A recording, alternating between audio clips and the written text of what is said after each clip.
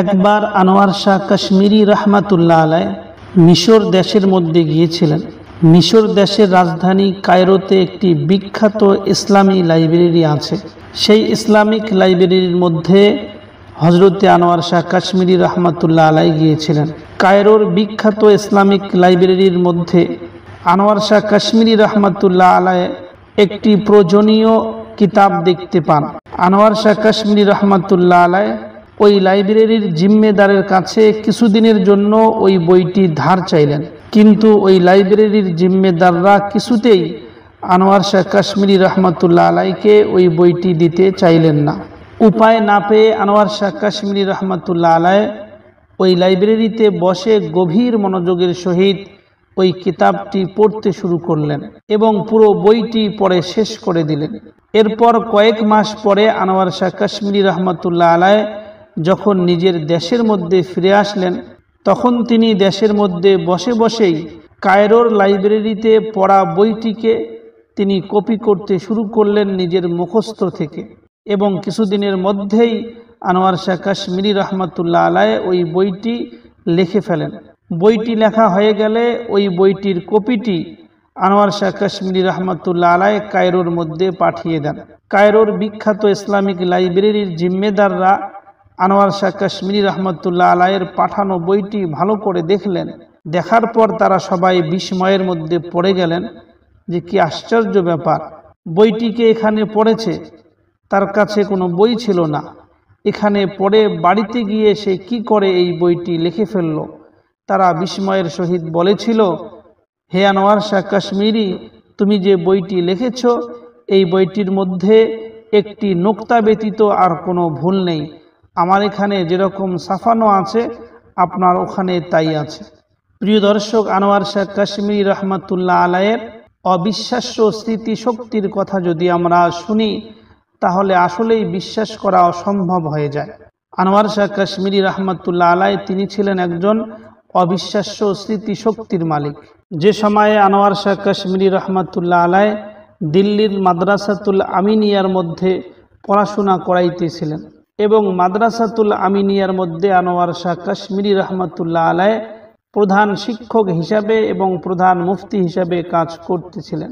সেই সময় ইউপির মিরট শহরের মধ্যে একটি মোনাজারা শুরু হয়।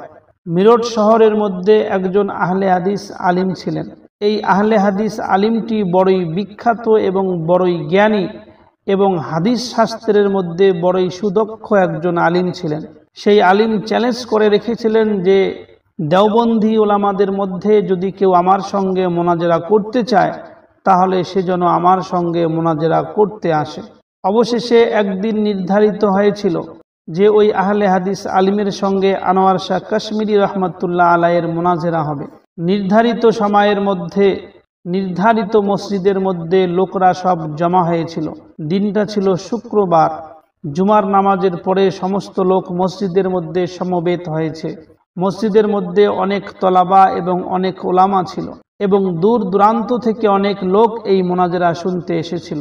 মসজিদের ভিতরে এবং মসজিদের বাইরে অনেক মুসাল্লিয়ানে কিরাম এবং দূর দূরান্ত থেকে আগত লোকরা চিন্তা করতেছিল দেওবন্দি ওলামাদের মধ্যে কেমন ওলামা আছে যে এই বিখ্যাত আলিমে দিন আহলে হাদিসের তার সঙ্গে মোনাজারা করবে, যে বিখ্যাত আহলে হাদিসের আলিমটি হাদিস শাস্ত্রের মধ্যে বড়ই বিখ্যাত এবং বড়ই বিচক্ষণ এবং জ্ঞানী ব্যক্তি ছিলেন। জুমার নামাজের পরে সমস্ত লোক বসেছিল। মোনাজারার স্টেজ তৈরি হয়ে গিয়েছে। সমস্ত লোক অপেক্ষায় ছিল যে আনোয়ার শাহ কাশ্মীরি নামে একজন নতুন লোক আসতেছে, যে লোকটাকে আমরা চিনি না। একদিকে আহলে হাদিসের একজন বিখ্যাত আলিম এবং বড়ই অভিজ্ঞ একজন মানুষ যার বয়সও ছিল অনেক বেশি। অন্যদিকে দেওবন্দের পক্ষ থেকে একজন সাধারণ অচেনা আলিম। সবাই এই চিন্তা করতেছিল হয়তো আজকে আহনাফের মসলাকের বড়ই বেউজ্জতি হয়ে যাবে। হঠাৎ করে মসজিদের মধ্যে কয়েকজন আলিমের সঙ্গে একজন যুবক আলিম ঢুকলো। পরে দেখা গেল ইনি হইল আনোয়ার শাহ কাশ্মীরি। এরপরে মোনাজারা শুরু হয়। সর্বপ্রথম আনোয়ার শাহ কাশ্মীরি রহমাতুল্লাহ আলাই আহলে হাদিসের আলিমকে বলেন যে হে আমার প্রতিপক্ষ, আমি শুনেছি যে আপনি হাদিস শাস্ত্রের মধ্যে বড়ই অভিজ্ঞ, এই জন্য আমি আপনার কাছে আবেদন করছি বুখারী শরীফের কয়েকটি পাতা আমাকে শোনালে খুবই ভালো হয়। আনোয়ার শাহ কাশ্মীরি রহমাতুল্লাহ আলাইয়ের প্রতিপক্ষ আহলে হাদিস আলিম সে পুনরায় বলে উঠল, ঠিক আছে, আমাকে কেন প্রশ্ন করবেন? আপনি যখন বুখারী শরীফের কয়েকটি পাতা আমার কাছে মুখস্থ শুনতে চান, আমারও একই প্রশ্ন যে আপনি আমাকে বুখারী শরীফের কয়েকটি পাতা মুখস্থ শুনিয়ে দিন। এরপরে আনোয়ার শাহ কাশ্মীরি রহমাতুল্লাহ আলাই বিসমিল্লাহ বলে বুখারী শরীফের প্রথম থেকে শুরু করে মুখস্থ পড়তে শুরু করেন এবং একে একে 25 থেকে 30 পৃষ্ঠা পর্যন্ত আনোয়ার শাহ কাশ্মীরি রহমাতুল্লাহ আলাই মুখস্থ পড়েন বুখারী শরীফের। এরপরে আনোয়ার শাহ কাশ্মীরি রহমাতুল্লাহ আলাই বললেন যে আমি এই পর্যন্ত 25 থেকে 30 পৃষ্ঠা বুখারী শরীফের মুখস্থ পড়েছি, এটা কি যথেষ্ট নাকি এরপরে আমি আবার পড়া শুরু করব? এদিকে মজলিসের সমস্ত লোক হয়রান এবং পেরেশান। একজন যুবক আলিম যার নাম কখনো মিরঠবাসীরা শোনেনি, সে একটানা 25 থেকে 30 পৃষ্ঠা পর্যন্ত বুখারী শরীফ মুখস্থ পড়ে দিল।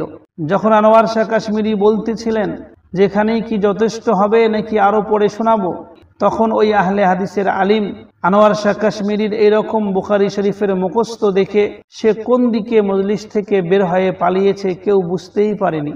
অবশেষে মজলিসের মধ্যে সেই আলিমকে অনেক খোঁজাখুঁজি করার পরেও তাকে দেখা গেল না, আর আনোয়ার শাহ কাশ্মীরি রহমাতুল্লাহ আলাই সেখানেই মুনাজারা শেষ করলেন। প্রিয় দর্শক, এটা হলো আনোয়ার শাহ কাশ্মীরি রহমাতুল্লাহ আলাইয়ের প্রথম ঘটনা। এই ঘটনার মাধ্যমে আস্তে আস্তে আনোয়ার শাহ কাশ্মীরি রহমাতুল্লাহ আলাই পুরো এলাকার মধ্যে বিখ্যাত হয়ে গেলেন। এটা হলো আনোয়ার শাহ কাশ্মীরি রহমাতুল্লাহ আলাইয়ের স্মৃতিশক্তির উদাহরণ। প্রিয় দর্শক, হজরতে আল্লামা শেখ মোহাম্মদ আনোয়ার শাহ কাশ্মীরি রহমাতুল্লাহ আলাইয়ের পিতার নাম ছিল আব্দুল কবির শাহ কাশ্মীরি।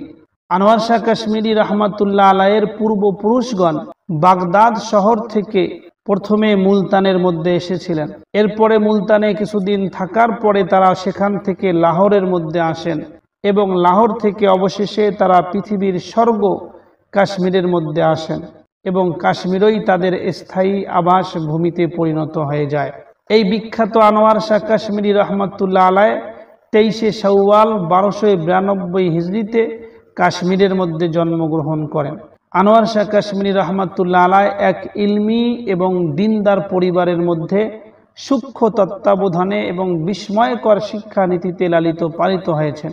আনোয়ার শাহ কাশ্মীরি রহমাতুল্লাহ আলাই একজন অসাধারণ মেধা সম্পন্ন ছেলে ছিলেন। আনোয়ার শাহ কাশ্মীরি রহমাতুল্লাহ আলাইয়ের পিতা ছিলেন বিভিন্ন জ্ঞানে জ্ঞানী। হজরতে আনোয়ার শাহ কাশ্মীরি রহমাতুল্লাহ আলাই সর্বপ্রথম তার পিতা এবং তার নিজ এলাকার শাইখদের কাছে শিক্ষা গ্রহণ করেন। আনোয়ার শাহ কাশ্মীরি রহমাতুল্লাহ আলাই অল্প দিনের মধ্যেই তিনি তার সহপাঠীদের মধ্যে শ্রেষ্ঠত্ব লাভ করতে ধন্য হয়। সে সময়কার কোনো বড় আলিম আল্লামা আনোয়ার শাহ কাশ্মীরির লেখা পাঠ্য কিতাবের টিকাগুলো দেখে মন্তব্য করেছিলেন যে এই ছেলে একদিন এই যুগের গাজ্জালি এবং এই যুগের রাজি হবেন। হজরতে আনোয়ার শাহ কাশ্মীরি রহমাতুল্লাহ আলাই আরবি ভাষা, ফিকহ, উসুল, তাফসীর, হাদিস প্রভৃতি ইলম 12 বছর বয়সেই মর্মার্থ সহ আত্মস্থ করে ফেলেছেন। প্রিয় দর্শক, আনোয়ার শাহ কাশ্মীরি রহমাতুল্লাহ আলাইয়ের সময়ে কাশ্মীরের মধ্যে ফিকহ এবং ফতোয়া ছিল প্রতিযোগিতার বিষয়। তাই আনোয়ার শাহ কাশ্মীরি রহমাতুল্লাহ আলাই 12 বছর বয়সেই ফতোয়া প্রদান করা শুরু করেছেন। 12 বছর বয়সে আনোয়ার শাহ কাশ্মীরি রহমাতুল্লাহ আলাইয়ের ফতোয়া ছিল বড় বড় শাইখদের ফতোয়ার মতো। এরপরে আনোয়ার শাহ কাশ্মীরি রহমাতুল্লাহ আলাই বিদ্যা অর্জনের জন্য সফর করার ব্যাপারে সালফে সালেহিনদের সুন্নত বাস্তবায়ন করার সিদ্ধান্ত নেন। ইলিম অর্জনের জন্য সূক্ষ্ম বোধশক্তি সম্পূর্ণ ওলামাদের সাথে পরিচিত হতে লাগলেন আনোয়ার শাহ কাশ্মীরি, যাতে ইলিম এবং অভিজ্ঞতার ঝুলি সমৃদ্ধ হয়। হজরতে আনোয়ার শাহ কাশ্মীরি রহমাতুল্লাহ আলাই জন্মস্থান কাশ্মীর থেকে সফর করে উপমহাদেশের সবচেয়ে বড় ইসলামী ভার্সিটি দারুল উলুম দেওবন্দের মধ্যে এসেছিলেন। দেওবন্দের মধ্যে লেখাপড়া শেষ করার পর আনোয়ার শাহ কাশ্মীরি রহমাতুল্লাহ আলাই দিল্লি শহরের মধ্যে চলে আসেন এবং মাদ্রাসায়ে আব্দুর রব নামক একটি দ্বীনি শিক্ষা প্রতিষ্ঠানে কয়েক মাস পাঠদান করেন।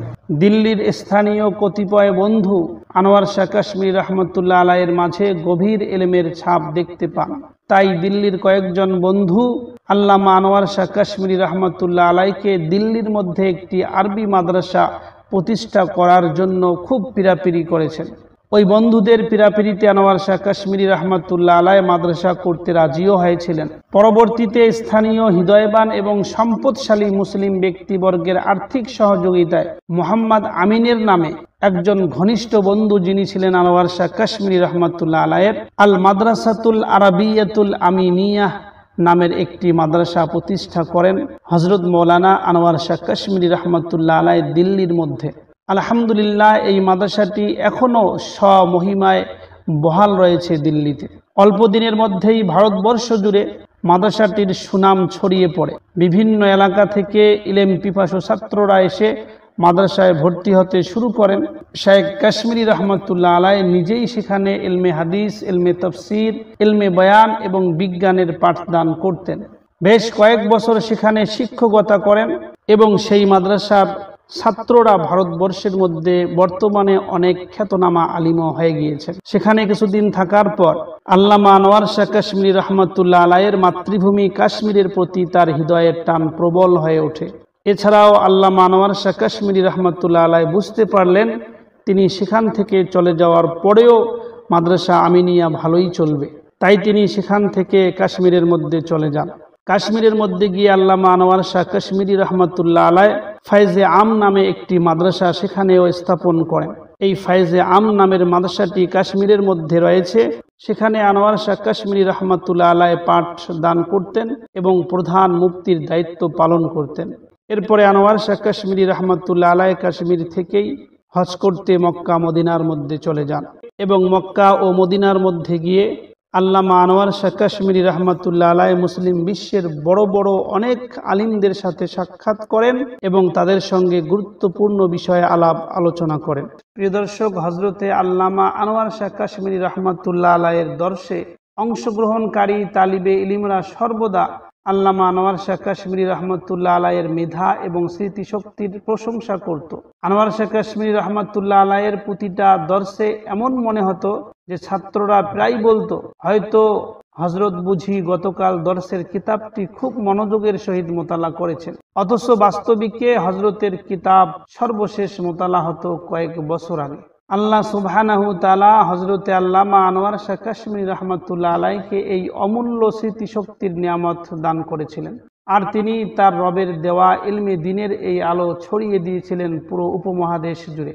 আল্লাহ রব্বুল আলামিনের দ্বীনের প্রচার প্রসার ও খিদমতে তেনার জীবন ছিল নিবেদিত প্রাণ। প্রিয় দর্শক, আল্লামা আনোয়ার শাহ কাশ্মীরি রহমাতুল্লাহ আলাই ঢাবেলের জামিয়া ইসলামিয়ায় 5 বছর অবস্থান করেন। সেখানে তিনি অধ্যাপনা লেখালেখিতে ব্যস্ত থাকেন। তার পরশে ওই অঞ্চলটি ইলমের নূরে জ্যোতিতে ভরে ওঠে। ঢাবেলের এক বিশাল জনগোষ্ঠীকে আল্লামা আনোয়ার শাহ কাশ্মীরি রহমাতুল্লাহ আলাই সংশোধন করেছেন, কিন্তু এক পর্যায়ে ঢাবেলের আবহাওয়া আল্লামার জন্য প্রতিকূল হয়। ফলে আল্লামা আনোয়ার শাহ কাশ্মীরি রহমাতুল্লাহ আলাই অসুস্থ হয়ে আবার দেওবন্দের মধ্যে ফিরে আসেন।